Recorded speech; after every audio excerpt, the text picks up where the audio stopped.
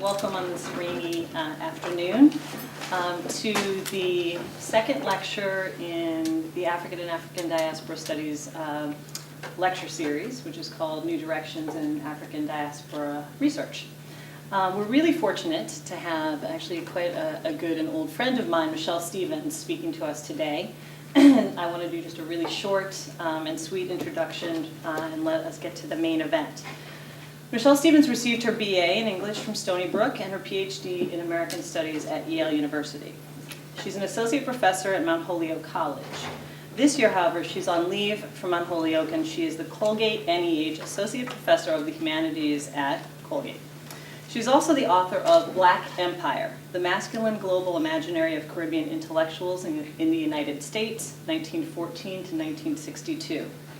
In Black Empire, Stevens looks at the ways in which European ideas of the imperial empire and African-American masculinist ideas about race and republic shaped West Indian intellectuals who imagined a kind of diasporic empire that would transcend nationalist boundaries. These twin imperatives mean that West Indian intellectuals often found themselves torn between diasporic ideas of freedom and dreams of Black empire. In addition to Black Empire, she has written articles on Harry Belafonte and Bob Marley, two men who figure prominently in her new project on Black masculinity and performance. And that's a piece of what we're going to hear today. Please help me welcome Michelle Stevens. Thank you.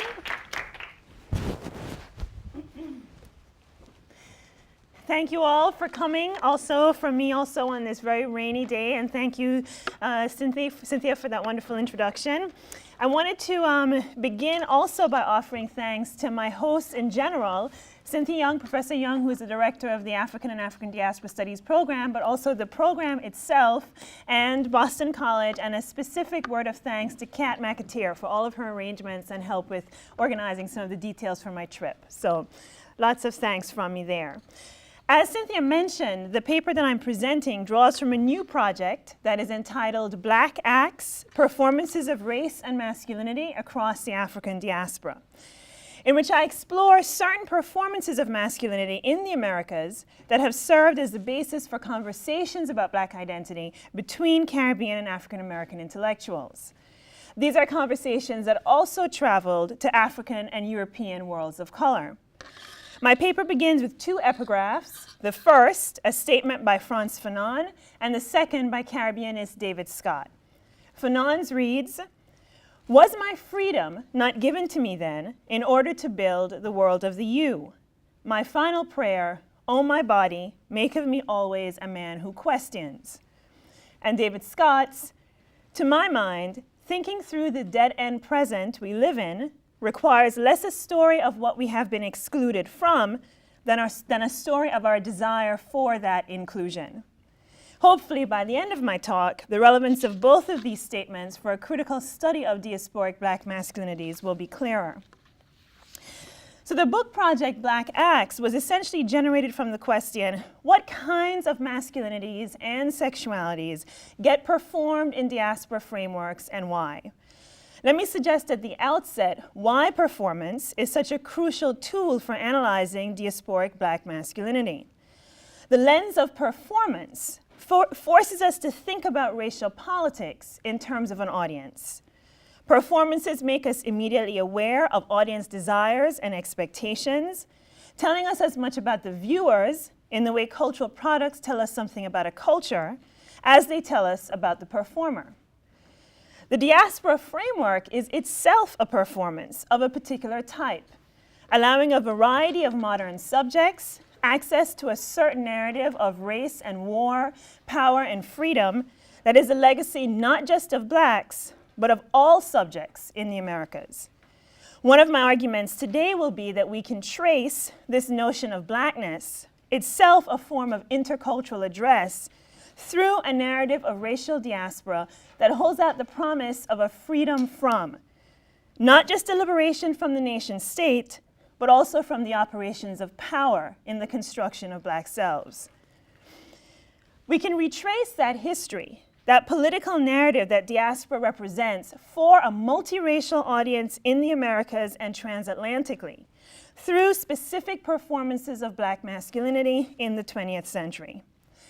In these black acts, and by acts I mean to invoke here the more linguistic and semiotic meaning of acts as performative utterances, as forms of expression that have to keep speaking themselves in order to realize themselves and that make themselves real within certain constraints. In these black acts, masculinity reveals itself to be an unstable product of processes of identity formation, one that must constantly be reinforced and reimagined in multiple, new, repeated acts of performance. A provocation I wish to throw out today is that masculinity becomes one of the central sites for the performance of the idea of a free black subjectivity, invested with historical meaning through the narrative of diaspora. However, this investment and performance also depends on a disavowal of the intimate relationship between discourses of power and freedom, as both have been projected in the sign of blackness onto the black male body. To illuminate different aspects of this process, the varying and competing narratives of power and freedom vested in the black male body, I'll be moving briefly through interpretations of the work of three figures: Bert Williams, Paul Robeson, and Frantz Fanon. I've divided the paper into three parts to correspond with each of these figures. And so the title of part one is Bert Williams and Performing Black Masculinity as Prohibition. So between 2005 and 2006, a number of books were published exploring the life of the infamous turn-of-the-century blackface minstrel performer, Bert Williams, the first black entertainer to cross over onto the mainstream theatrical stage in the United States during the early years of the 20th century. This collection of texts included a fictional biography of Williams written by British Caribbean author Carol Phillips, a critical biography by the scholar Louis Tutsuke, and chapters devoted to Bert Williams and his partner George Walker in one study of black transatlantic performances and another on black performers in the late 19th and early 20th centuries. Taken together, these accounts attempted to offer new ways of thinking about the objectification of black masculinity, ways strikingly different from other recent cultural texts revisiting black-on-black minstrelsy, the most critical being Spike Lee's scathing film of 2000, Bamboozled. Fully cognizant of the stereotypical portrayals of black people found in minstrel performances, these accounts attempted to explore the forms of freedom that might inhabit and survive such performances of black male subjectivity. Now, Bert Williams is himself a very interesting figure to begin with, for within the terms of a certain notion of black masculinity as representative of black freedom, Williams appears at first quite undeserving of a place in that history. What kind of performance is it to portray a racial stereotype? If not emancipatory, what kind of act is it to embody creatively a limited form of one's racial self? During the 1920s in the United States, with the rise of the new Negro movement that would flower into the Harlem Renaissance, the forms of popular black entertainment, such as minstrelsy, that brought to fame comedians such as Williams and his partner George Walker, came under severe attack as critics saw the need for a more serious treatment of African American life. Throughout Alan Locke's classic 1920 anthology of the New Negro, writers and drama critics lamented that popular black cultural forms refused to see the tragedy of the Negro and capitalized on his comedy. These tensions between the serious and the comic in black theater resulted in a lively debate in African American culture on the politics of representation, a debate elaborated literally on the stage. The figure who seemed to better represent a racialized, masculine, and emancipatory ideal of freedom would be the actor Paul Robeson, who in a series of performances throughout the 1920s and movies throughout the 1930s portrayed black sovereignty and freedom in a number of registers and narrative genres. In the pages of the New Negro anthology, Jesse Fawcett, prominent cultural critic and black intellectual leader of the Harlem Renaissance, observed that a play such as Eugene O'Neill's tragic comedy Emperor Jones, in which Robeson starred, argues also the possession on our part of a histrionic endowment for the portrayal of tragedy. For no one who has seen Gilpin, another black actor, and Robeson in the portrayal of the Emperor Jones can fail to realize that tragedy, too, is a vastly fitting role for the Negro actor. But in her recollections of Burt Williams' craftsmanship, Fawcett's inadvertent praise of the comedian also provided one of the very starting points for my research. Fawcett pointed out that although Burt Williams was known for his portrayal of typical African-American characters, far from being natural, they were the result of years of careful study on his part of a variety of African-American personas, combined with his study of white projections of black subjectivity on stage in white minstrel performances. His comedic routines were inherently self-conscious and studied, precisely because, as she also reminded us, he was, as few of us recall, a West Indian by birth. The ways of the American Negro were utterly alien to him and did not come spontaneously. In his own recent assessment of Burt Williams, entitled The Last Darky, Burt Williams, Black on Black Minstrelsy, and the African Diaspora, Louis Chutsoke argues that West Indian performers such as Williams represented and embodied cultural and ethnic forms of blackness that were literally unrecognizable and therefore unmarketable to American audiences. In response, Chutsoke argues, Caribbeans in Harlem during the 1920s were forced to perform African American racial identities as the only recognizable way of being black. Chutsoke identifies this as another, unremarked upon, form of racial passing, as a, quote, particularly black West Indian process and strategy of passing as an African American through the mastery of black vernacular speech and symbolic cultural codes. Throughout the New World more broadly, he continues, blacks appropriated the minstrel mask and other sanctioned performances of American blackness in order to construct a face. This notion of Caribbean American immigrants acquiring an African American face highlights the visual dimensions of American performances of blackness, as was evident in the blackface minstrelsy of the turn of the century, but also in the negative experience of color consciousness many black intellectuals described in the 1920s. For reasons that will become clearer later, I want to highlight here for a moment this sense of color consciousness as a form of racial experience distinct from that of race consciousness. As Walter White described in an essay also included in Locke's New Negro Anthology, entitled The Paradox of Color, color consciousness reflected attitudes of mind that fixated on the color of one's skin, attitudes that characterized both racism from without and insidious forms of internal prejudice located within the African American community. Passing, for example, was considered a symptomatic form of color consciousness, for it was based on the negative experience of one's racial identity through the color, or in this case, lack of color, of one's appearance. Color, then, functioned as a kind of prohibition against the performance of a freely self-determined form of black subjectivity or racial consciousness. A minstrel actor such as Burt Williams, however, was not only failing to perform racial ideals of freedom. His blackface performances also ran counter to ideal forms of gender and sexual identity, a masculinity seen as self-determining and self-possessed. Hence, Carol Phillips's choice in his recent fictional biography to represent Williams's sexual impotence and failure as a husband as precisely the price he paid for his troubled minstrel performances.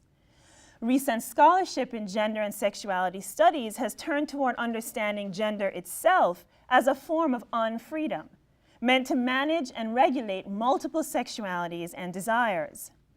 The black male subject is born into a set of prohibitions that are simultaneously racial and sexual.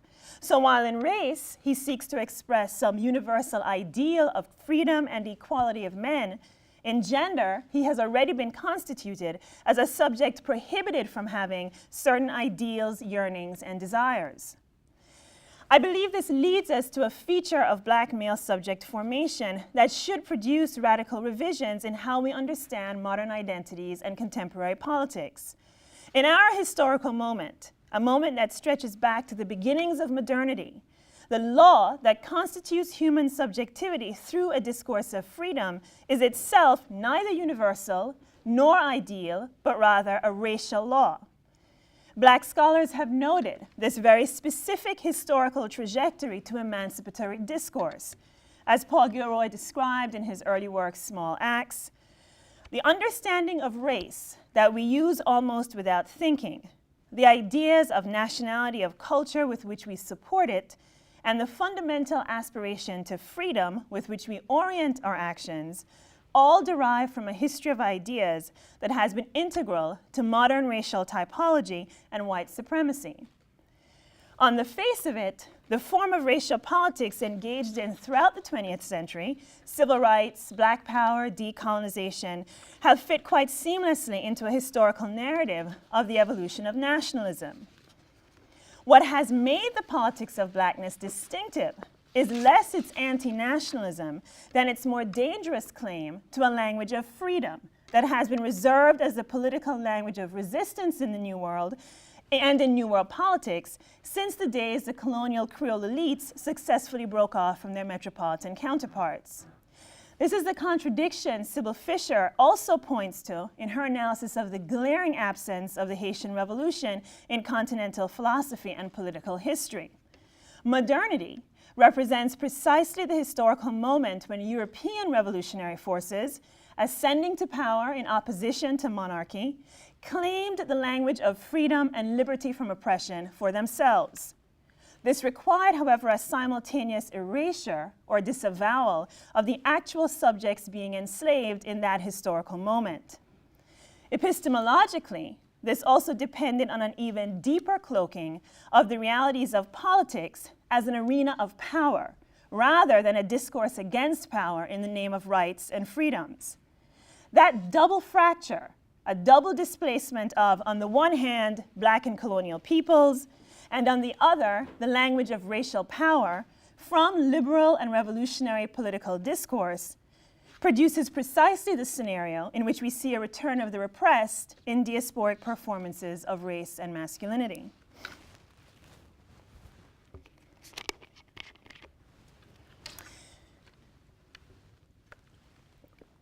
Give you time to let all of that sink in.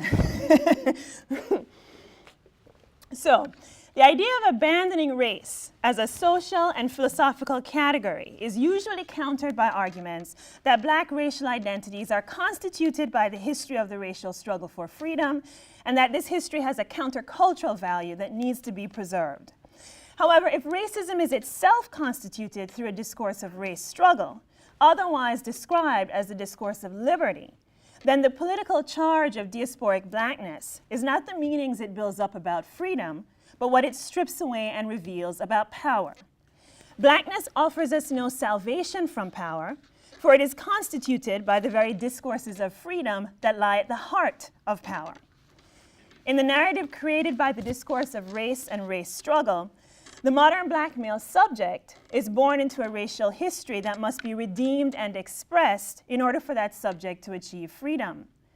One could say that in this performative mode, Blackness functions as a racial mandate, the mandate that the Black male performer represent the history of the universal struggle for freedom. But this mandate, this law, also comes with a series of prohibitions concerning how the Black subject is supposed to act, and those prohibitions find their expression in the gendered performances of the Black subject. This is the crucial revision I believe to make, and believe that we need to make in how we think about Black masculinities. In this gendered racial universe, the modern Black subject is born into a matrix of rules that govern identity, enabling certain sanctioned acts and prohibiting others as outlawed or unsanctioned. These enablings are in the service of political rather than cultural laws.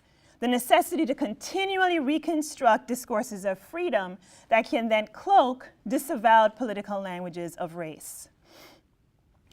Neither Williams's comic minstrel performances nor the black critics' desires for tragedy necessarily held the key to some more true expression of blackness and race struggle.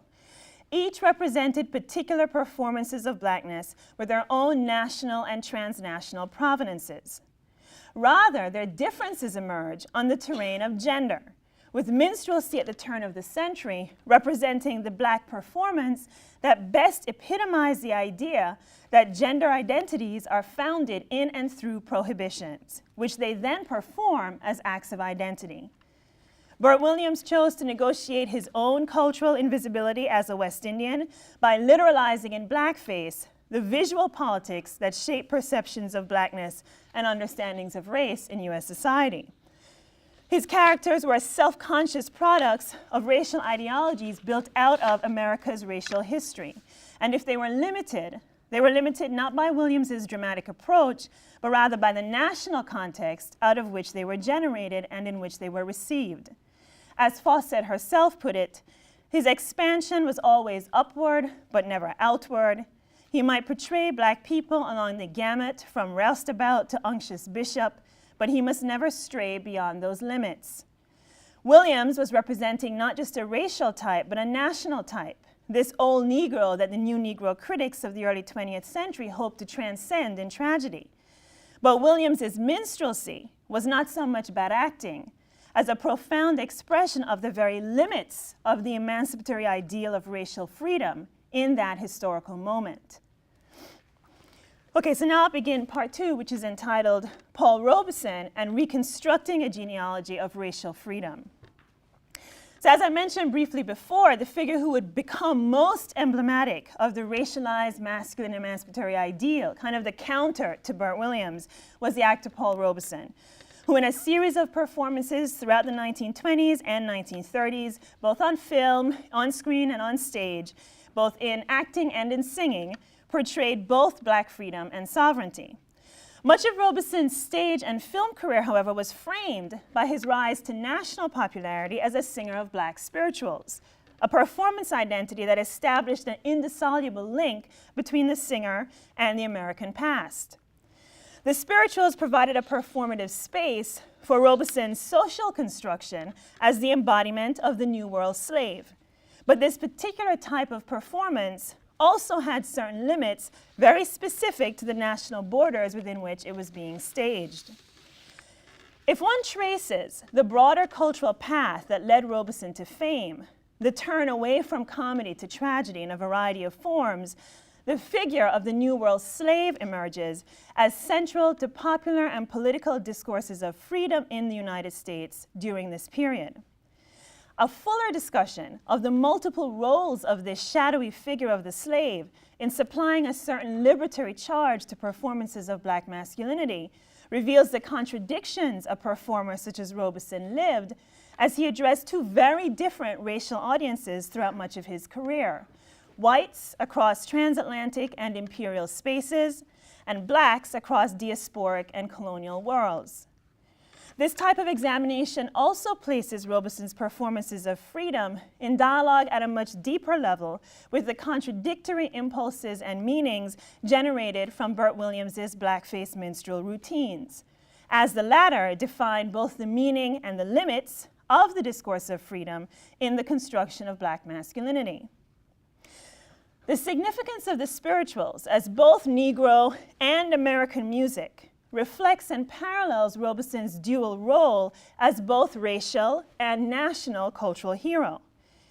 In his performance of the slave, Robeson acted as a surrogate for a national white audience, not so much to enable their forgetting slavery as to allow them to reclaim it as a part of their redemptive inheritance, as participants in the nation's journey toward freedom and political liberty. The simultaneous effect of this act of reclamation was the disavowal of the real historical subjects most recently to inherit that history as a racial narrative. Robeson's surrogated performance did not allow the disavowing of slavery and oppression per se. On the contrary, it provided a way of integrating slavery into the rhetorical and discursive inheritance of the nation, while simultaneously evading the black bodies that still bore the burdens of that enslavement in the racially segregated world of the early 20th century. Now, in opposition to this tendency, Robeson's cultural politics throughout the 1930s represented precisely his effort to disconnect his art from the rhetorical boundaries of the slave as a national trope in American political discourse. His increasing politicization can be tracked in public statements in which he paired an indictment of American culture with a certain kind of racial speech, itself a type of performative utterance that aimed to locate the source of the spirituals beyond the specificity of his own American history, and then a broader genealogy of the political origins of race or folk music itself. Robeson's approach to the slave songs entailed his reconnecting Black American history to older patterns embedded in folk music, political patterns, in which one could find a people's racial outcry against forgotten acts of oppression and conquest. So, during a tour of Central Europe, for example, Robeson described Slav peasant music as having a great deal in common with ours, elaborating, "In the countries which have for centuries suffered under an alien yoke, I found a more instinctive response than in countries like England who have forgotten what it is like to be conquered." Underlying the cultural connections Robeson was making lay a forgotten racial and political etymology of slavery. Far from discovering in the spirituals a notion of culture as a carrier of a specific racial content, Robeson excavated a deeper politics of form in which the very desire to express a counter-narrative of racial and political oppression was part of the very structure of human cultures. For Robeson, more than a social construction, racial discourse was also the result of a shared intercultural performance in which peoples constructed meaning and their own culture out of their political interactions with each other. Robeson wrote in his notes, "All races, all peoples are not nearly as different one from the other as textbooks would have it. Most differences are only superficial. History of mankind proves this. No people has lived by itself." Instead, Robeson traced the genealogy of race discourse back to the future from old world contexts of empire and serfdom, arguing all the while that one could see in the racial discourse of the American slave a newly emergent political narrative born in the colonial hemisphere and now aligning itself against modernity's national way of looking at life. So as a descendant of African American fugitive slaves, Robeson made it his personal battle to reclaim from the very land of ancient oppression the African slave's discourse of revolutionary emancipation. However, throughout the 1930s, the actor also struggled with his realization that in his performance of Black masculinity on stage for national audiences, racial physiognomy outweighed historical narrative, and the color line threatened to subsume the racial genealogy he hoped to convey. The gendered meanings imposed upon Robeson's body in a national American context, the Negro's supposedly natural and emotive expressiveness, the hypervisibility of Black masculine appearance, color, size, and shape, posed a deep challenge to his desire to place the history of the New World Negro and of race discourse itself in the much broader diasporic context of African transplantation, slavery, and revolution. On stage, Robeson would attempt to counter national cultural discourse with a self-conscious attention to the actual movements and semiotic meanings of his body. The high level of kinesthetic awareness that Robeson brought to his performances reflected his wish to change the parameters within which his physicality could be perceived and thus reconfigure the potentials for meaning-making represented by the Black male body in American culture. As such, his performances anticipated in practice a certain notion of the inherent performativity of the Black male body as a tool to be worked with consciously and intentionally by the Black male performer that we find articulated more fully in the work of Frantz Fanon. So this final section is entitled Frantz Fanon and Understanding Black Masculinity as Triple Threat. So as a performative effect, new Negro masculinity in the 1920s was shaped by the very prohibition that the black male subject realized the fiction of the racial self as the unique expression of a unique history of unique struggles. This mandate is itself the source of Du Bois's famous evocation, "One ever feels his two-ness, an American, a Negro, two souls, two thoughts, two unreconciled strivings, two warring ideals in one dark body."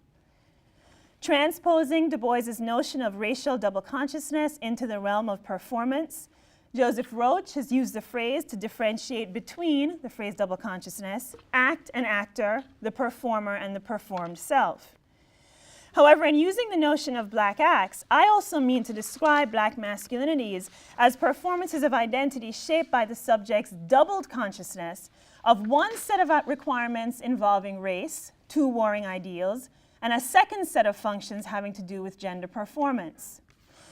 I also want to defamiliarize what we think we know about the meaning of Du Bois's famous phrase, in ways similar to Paul Gilroy's gloss on the same when he states, "Perhaps the binary notion of two ideal warring racial selves presupposed by this type of argument is one of the worst tricks that the master's traditions of thought can play upon those of us who would like to be free." To my way of thinking, to see the racial self in both act and actuality as an effect of that belief in a redemptive history is to enter into the intersecting worlds of racial perception and gender performance. The minstrel performance then becomes only one of a variety of a series of black acts in which black masculinity wears the black face of its constraints. In 1952, Frantz Fanon articulated a notion of blackness which, in revising upon Du Boisian double consciousness, to imagine blackness as a triple consciousness, also provides a type of triangulated lens through which I am suggesting we see black masculinity, as a web or triangle in which color consciousness interacts with racialized political mandates to produce prohibitive notions of what constitutes a free performance of the gendered and sexual self. In the 5th chapter of Black Skin, White Masks, entitled The Fact of Blackness, Fanon describes the reification of blackness as a dynamic process by which a consciousness turned into a thing reconstitutes itself as a man. Here, Fanon theorizes a certain performative quality inherent to the very fact of blackness that leads very nicely into the understanding of acts of blackness that I'm articulating here. The chapter's opening line, "Look, a Negro," spoken by a white French child to her mother upon encountering a black male on a train, immediately thrusts Fanon into a realm of corporeal perception which can best be described as phenomenological. The phenomenological pertains precisely to those ways we experience and perceive ourselves, as opposed to, say, knowing ourselves, right? That's kind of, it's a fancy term for that idea. You know, we have this notion of ourselves as, oh, I'm trying to find myself, I'm trying to know myself. Well, what about imagining our experience in the world as one in which we are most conscious of how we are perceived? This is an essential aspect of the fact of blackness. We're talking here not so much about the subjective experience of oneself, nor the experience of oneself as an object, but the experience of oneself in the process of being turned into an object. What is distinctive about this level of self-awareness is precisely its simultaneously interpersonal dimensions, as I described the intercultural dimensions of performance itself in opening. The perception of the fact of blackness, the thingification of blackness, blackness as the act of producing certain racial meanings, tells the black male subject more about the audience than himself, and more about what he can do or construct with his self above and beyond his own self-knowledge. This realization leads Fanon through a variety of smaller, complex observations, the minutiae of elements that make up interracial interactions and the intercultural production of race at the phenomenological level. Fanon's revision of double consciousness allows us to see the black male body in 3 dimensions, not merely as the subjective self, nor just as the intellectual construction of the white other, but also phenomenologically as the very body of blackness in the process of being seen. To quote Fanon, as he moves from the third person to the first, "As long as the black man is among his own, he will have no occasion, except in minor internal conflicts, to experience his being through others. And then the occasion arose when I had to meet the white man's eyes. An unfamiliar weight." Byrne describes this weight as an alienating awareness of the, quote, "slow composition and temporal world." As he continues, "This consciousness of the body is solely a negating activity. It is a third-person consciousness." And the best way I can think of kind of breaking that down is to say that Fanon is not speaking of the kind of usual dialectic that we hear about between the I and the you, the white and the black. Instead, he's talking not about the first person, the I, in relationship to the second person, the you, right? But he's speaking of the third person, which is the he, right? The he, for example, evoked but not addressed in the conversation between the child and her mother. So this is the black male watching himself being talked about and observed and having meaning constructed about him, not in dialogue and in direct address to him, but about him, right? It's a triangle, right? The third person as the he. In Du Bois's formulation of black consciousness, the Negro's second sight also means he has the ability to see himself as a white person would. The black American's dilemma being not just that he stands behind the veil, trapped and looking out, but also that he has the capacity to stand outside the veil, looking in at the figure of the Negro trapped within. Louis Chudzuke points out that one can construct a certain degree of agency and freedom from this position, as he describes in relationship to Bert Williams. To claim the role of the spectator is to project oneself on the other side of one's oppression and gaze back at the caged black self as a fiction. By claiming that spectator function, one could elude and evade that gaze by silently supplanting its meanings with one's own. Black consciousness then fluctuates between being the subject and the object of its own perception, the dialectic between the mask and the spectator that Bert Williams comes to epitomize in Chudzuke's account. But before this quick move to the redeeming power of self-creation and the agency one can reclaim by constructing new meanings out of one's oppression, I think I'm asking a very black feminist question, which is, what of the agency we achieve from perceiving ourselves as subjects constructed within and against certain constraints? When he's seen by a white subject, Fanon experiences himself within the entire matrix of meanings produced and then signified by race, black skins and white masks, the semiotic matrix that the black male subject moves within in determining his own racialized and gendered identity. Fanon is then able to describe the tripartite process through which black masculinity is constructed in an interracial, intercultural environment. First, one's third-person consciousness becomes the more specific racial experience of color consciousness, as Fanon describes further. Then, assailed at various points, the corporeal schema crumbled, its place taken by a racial epidermal schema. In the train, in front of this white child and her mother, it was no longer a question of being aware of my body in the third person, but in a triple person. In the train, I was given not one, but two, three places. I existed triply. I was responsible at the same time for my body, for my race, for my ancestors. Moving from the objectifying experience of himself in the third person as a body, Fanon then proceeds to break down in intricate detail the steps by which he is reconstituted as a black consciousness.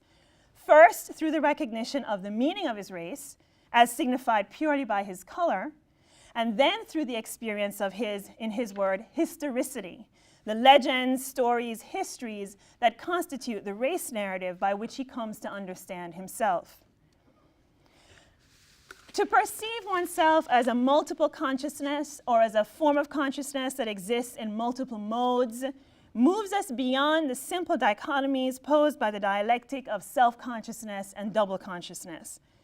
Instead, we approach a notion of black consciousness as navigating an intercultural space in which racial meanings are generated by multiple subjects in constrained interaction with each other. Black male performativity consists precisely of the gendered experience of the black body in triplicate as its own third person and image, as race, skin, and role, my body, my race, my ancestors, representing one's corporeal alienation, color consciousness, and historical role as a politicized racial subject. Ultimately, my project is to chart a series of acts or performances of blackness by figures such as Bert Williams, Paul Robeson, Harry Belafonte, Bob Marley, each of which demonstrate in unique ways the three dimensions of black male performativity that I've tried to explore with you here. First, black masculinity as a performance of prohibitions and regulations within constraint, as was the case for Bert Williams. Second, blackness as an intercultural address representing contested meanings of freedom in a context of New World slavery and national histories, as embodied by Robeson. And finally, black consciousness as a triple consciousness, a moving signifier for the body, the race, and the ancestors, as expressed by Fanon. If you take note of the ways in which prominent black male performers are described, a very interesting pattern emerges. Just taking the four that I've mentioned, for example, I'm going to quote here the ways in which those four figures have been described very recently by scholars. Bert Williams, one recent critic tells us, was arguably the first black performer who could be described as an international icon and pop star. Yet another, Paul Robeson, stands out in American cultural history as, quote, perhaps the first international acclaimed black icon, only to be followed by his equally prominent successor, Harry Belafonte, dubbed the first Negro matinee idol at the end of the 1950s, and quote, arguably the most desirable man in the Western world in critical evaluations of his career later in the century. Most recently, the Jamaican reggae superstar Bob Marley has been hailed as, quote, quite possibly the most enduringly influential popular songwriter of the 20th century. His status unchanging from similar assessments of his work in the 1980s in the years immediately following his death.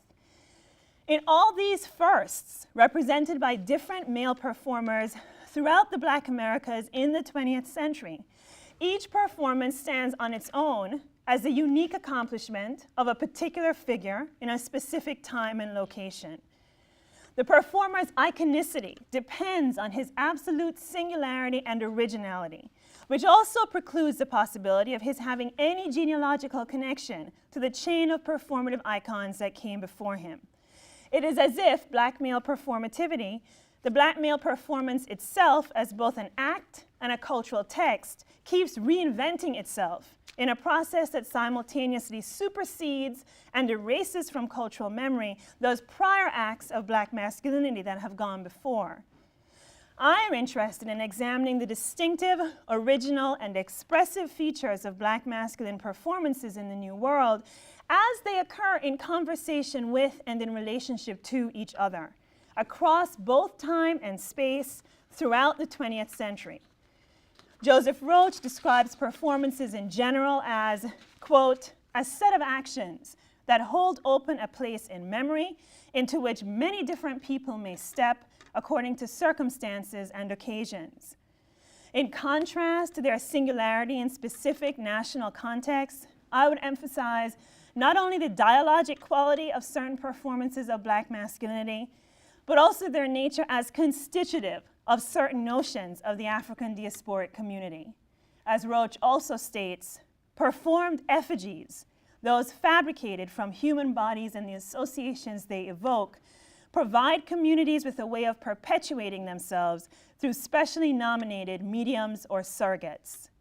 Very specific stories of the race emerge when we shift to a hemispheric perspective on performances of black masculinity in the New World. One last coda. What keeps the human effigy of the diasporic black male performer as a reminder of the black body as flesh that he is meant to perform, and prevents him from becoming a reified form of blackness is precisely the seriality of this performance, its continued ability to reconstruct itself anew in tangible corporeal form, even as one particular act of blackness and masculinity loses its historical resonance and is simultaneously replaced and forgotten by another. Hence Fanon's call, which I quoted at the beginning, for his body to be the ground from which he attempts to use his freedom to define a world in which we address each other as we create each other. Only in that form of intercultural, transgendered, multiracial dialogue can we interrogate the stories of freedom we have been performing and the forms of power those stories keep preventing us from acknowledging. Thank you so much for your time and your attention, and I'm looking forward to questions and comments.